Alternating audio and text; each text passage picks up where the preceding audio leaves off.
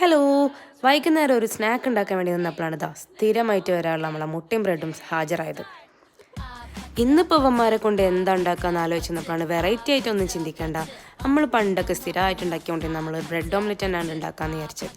എന്നാൽ പിന്നെ ആ ബ്രെഡ് ഓംലെറ്റിന് ഒരു ചെറിയ ട്വിസ്റ്റും കൊടുക്കാമെന്ന് വിചാരിച്ചു.